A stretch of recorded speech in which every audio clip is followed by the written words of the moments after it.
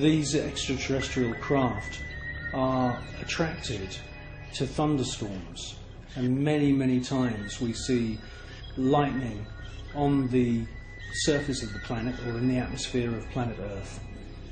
And as soon as these electric storms start, the UFOs swarm into the area.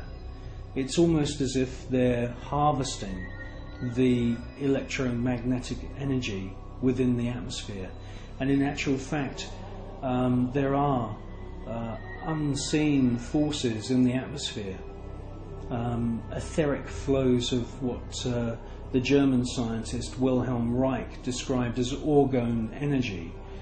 And it could be possible that these UFOs are sucking energy from these electric thunderstorms on planet Earth, and this is where they're getting their energy from.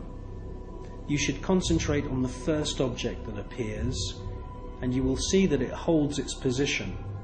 Many TV stations have actually broadcast this STS-80 footage, but they only show you the few seconds of the large glowing orb coming from the lower atmosphere.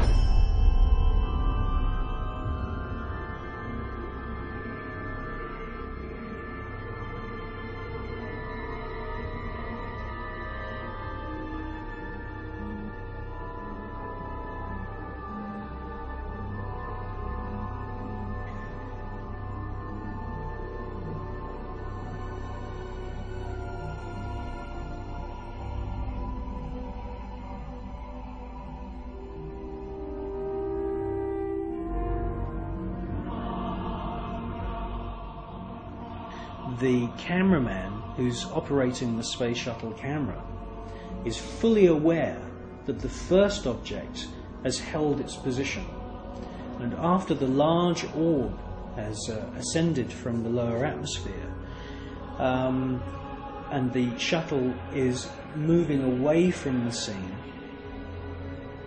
the cameraman is actually zooming in at the end of the sequence to double check the position of the first luminous orb, and it's a fascinating piece of video.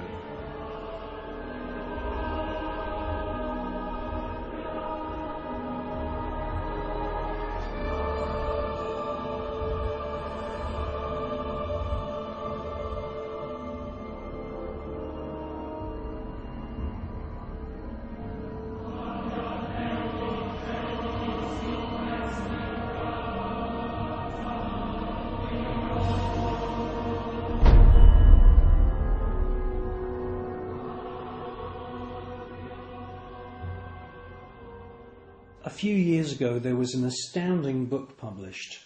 It's called The Day After Roswell, and it's written by a gentleman called Philip Corso, who's now dead. He had a military career that lasted more than 20 years, and during that time he served at the White House, and then he was a senior official at the Pentagon. And in this book, which is an astounding book, he clearly says that there is a war going on in space.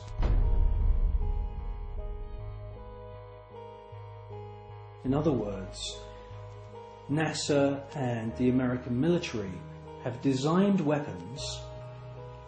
He says in his book that some of the weapons are based on patents of the genius inventor Nikola Tesla. Philip Corso tells us that there are plasma beam weapons being used against these UFOs, and that sometimes these UFOs are hit.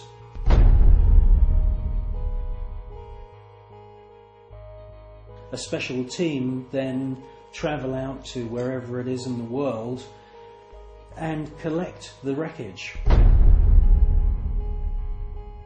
Now, from the wreckage they back engineer any useful technology. In his book he clearly states that microchips, semiconductors, fiber optics, lasers, many other new metal alloys have all been back engineered from wreckage which they've collected from UFOs which have been shot down by the American government.